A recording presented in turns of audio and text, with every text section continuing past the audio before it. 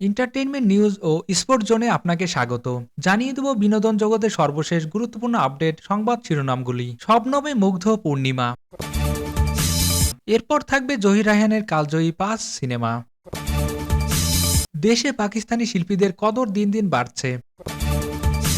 পরিমণির পর এবার বাধার মুখে অপু বিশ্বাসের রেস্টুরেন্ট উদ্বোধন। কাল মঞ্চে গান শোনাবেন সাবিনা ইয়াসমিন।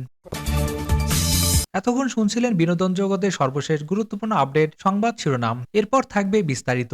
তার আগে একটি অনুরোধ থাকবে, আমাদের ভিডিওটি যদি আপনার ভালো লেগে থাকে তাহলে লাইক, কমেন্ট এবং সাবস্ক্রাইব করে জানিয়ে দিন আমাদের ভিডিওটি সম্পর্কে আপনার মূল্যবান মতামত।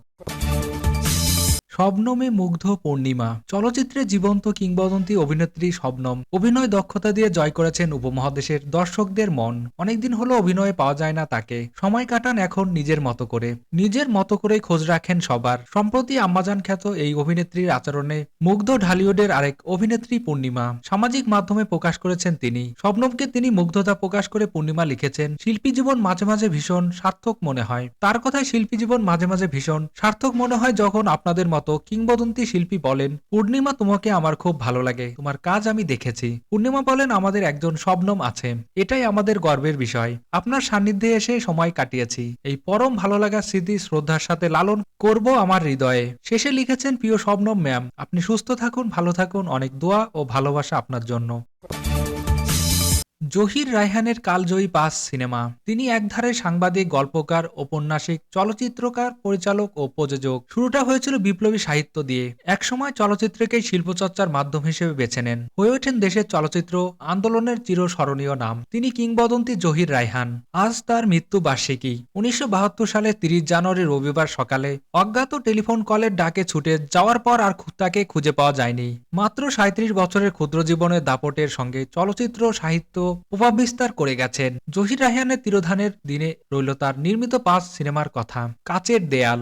জহির রায়হানের মুক্তিযুদ্ধ পূর্বে নির্মিত চলচ্চিত্র কাচের দেয়াল। চলচ্চিত্রটি মুক্তির কাল ১৮ জানুয়ারি ১৯৬৩ সাল, যা রিল টাইম ৯১ মিনিট ১৬ সেকেন্ড। চলচ্চিত্রের প্রতিপাদ্য বিষয় হলো, মানুষ যতই আপন হোক না কেন প্রত্যেকেই স্বার্থের নিগড়ে বাঁধা। স্বার্থ ছাড়া মানুষ এক পাও সামনের দিকে এগোয় না। স্বার্থের উপর ভিত্তি করে মানুষ তার আচরণকে পরিচালিত করে। চলচ্চিত্রটিতে দেখা যায় অসহায় এক তরুণী মামার বাড়িতে লালিত পালিত।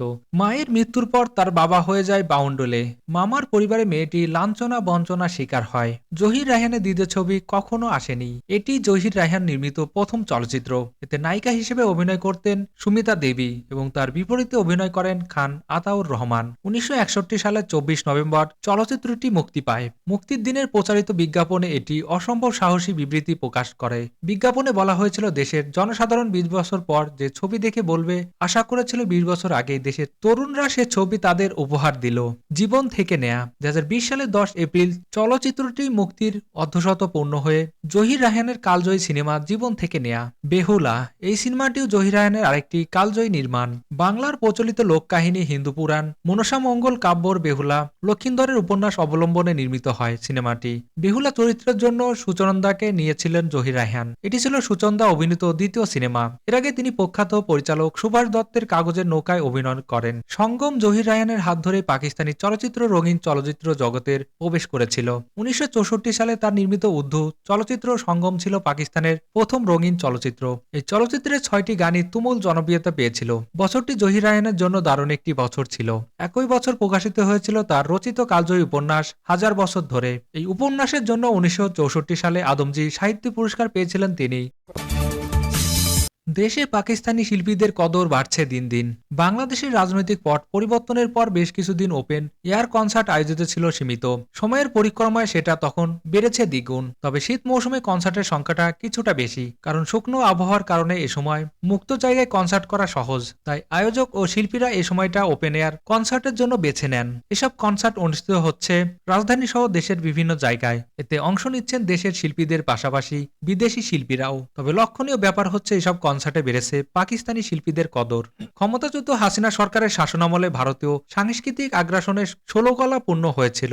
কনসার্ট থেকে শুরু করে সিনেমা সব জায়গাতেই ভারতীয় শিল্পীদের ছিল রমরমা বাজার। তবে শেখ হাসিনা গত বছরের 5ই আগস্ট পালিয়ে যাওয়ার পর দেশের চিত্র পুরোটাই পাল্টে গেছে। সাংস্কৃতিক অঙ্গনেও বদলে গেছে অনেক কিছু।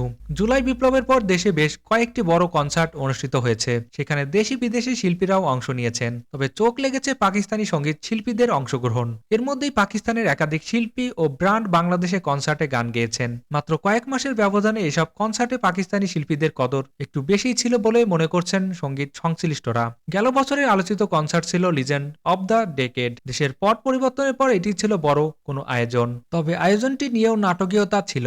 কনসার্টটি 27 সেপ্টেম্বর পূর্বাঞ্চল 300 ফিট এক্সপ্রেসওয়ের পাশে ঢাকা এরিয়ান অনুষ্ঠিত হওয়ার কথা ছিল, কিন্তু কনসার্ট শুরু হওয়ার মাত্র কয়েক ঘন্টা আগে সেটা স্থগিত করা হয়। জরুরি সংবাদ সম্মেলন করে ওই দিন রাতে জানানো হয় কনসার্টটি 28 সেপ্টেম্বর অনুষ্ঠিত হবে। যমুনা ফিউচার পার্কের নর্থ কোর্টের পরদিন কনসার্টটি হয়। সেখানে মূল আকর্ষণ ছিল পাকিস্তানের জনপ্রিয় ব্র্যান্ড জল। শিল্পী গহর মুমতাজের গানে সেদিন মুগ্ধ হয়েছিল আগত শ্রোতারা। এর আগে 2010 সালে ঢাকায় প্রথম গান করেছিল ব্যান্ডটি। 14 বছর পর আবারও দ্বিতীয়বার গান শোনালো ঢাকার শ্রোতাদের। পরিমণির পর এবার বাধার মুখে অপু বিশ্বাস। চট্টগ্রামে মেহজাবিন চৌধুরী, টাঙ্গাইলে পরিমণির পর এবার ঢাকায় কামরাঙ্গীরচরের বাধার মুখে পড়েছেন চিত্রনায়িকা অপু বিশ্বাস। রেস্টুরেন্ট উদ্বোধন করতে গিয়ে ব্যর্থ হয়েছেন তিনি। মঙ্গলবার 28 জানুয়ারি ঢাকার কামরাঙ্গীরচরের সোনার থালা নামে একটি রেস্টুরেন্ট উদ্বোধন প্রধান অতিথির হিসেবে উপস্থিত থাকার কথা ছিল ঢাকায় ছবির এই নায়িকার। তবে স্থানীয় একটি মহল বিষয়টি জানতে পেরে সংগঠিত হয়ে কামরাঙ্গীরচর থানায় গিয়ে অভিযোগ জানায়। এরপর পুলিশের হস্তক্ষেপে অপুকে ছাড়াই রেস্টুরেন্টের উদ্বোধন সম্পন্ন হয়েছে। বিষয়টি নিশ্চিত করে হাজারীবাগ থানার পুলিশ পরিদর্শক তদন্ত শেখ লুৎফর রহমান বলেন, স্থানীয় একটি মহল এসে অভিযোগ করার পর থানা থেকে যোগাযোগ করা হয় রেস্টুরেন্ট কর্তৃপক্ষের সঙ্গে। তারা বিষয়টি আমলে নিয়ে অপুকে বাদ দিয়ে গতকাল উদ্বোধন সম্পন্ন করেছেন। বিষয়টি নিয়ে অপু বিশ্বাসের সাথে একাধিকবার যোগাযোগের চেষ্টা করা হলেও তার বক্তব্য নেওয়া সম্ভব হয়নি। কাল মঞ্চে গান শোনাবেন সাবিনা ইয়াসমিন। আগামীকাল শুক্রবার রাজধানীর একটি তারকা হোটেলে গান শোনাবেন সাবিনা ইয়াসমিন। আমাদের সাবিনা ইয়াসমিন আমি আছি থাকবো শীর্ষক এই পরিবেশনার মাধ্যমে 1 বছরের বেশি সময় পরে আবারও মঞ্চে ফিরেছেন এই শিল্পী। HSBC বাংলাদেশ এই আয়োজনের পরদিন শনিবার একই মঞ্চে গাইবেন এই বরেণ্য শিল্পী। আগামী 28 ফেব্রুয়ারি চট্টগ্রামে গান শোনাবেন এই শিল্পী। 2023 সালের শেষের দিকে অস্ট্রেলিয়া, সিডনি, মেলবোর্ন ও ব্রিসবেনে একাধিক স্টেজ শো করেছেন সাবিনা ইয়াসমিন। এরপর আর তাকে মঞ্চে দেখা যায়নি। সাবিনা ইয়াসমিন বলেন, 1 বছরের বেশি সময় পর গান নিয়ে মঞ্চে উঠছি, খুবই ভালো লাগছে। নিজের পছন্দের গানগুলোর পাশাপাশি শ্রোতাদের পছন্দের গান গাওয়ার চেষ্টা করব। এরই মাঝে টিমের সঙ্গে মহড়া করছি। মঞ্চে ওঠার আগে নিজেকে ঝালিয়ে নিলাম আর কি। তিনি বলেন, 60 বছর গান নিয়ে আছি, গানই আমার যত আনন্দ। সে আনন্দের জায়গায় ফেরার অনুভূতি অন্যরকম। এই আয়োজনে সাবিনা ইয়াসমিনের গানের সঙ্গে যন্ত্রে সঙ্গত করবেন মনিরুজ্জামান, ফুয়াদ নাসের বাবু, মনোয়ার হোসেন, চন্দন দত্ত, উজ্জ্বল সিনহার মতো সুপরিচিত 16 বাদ্যযন্ত্রকারী।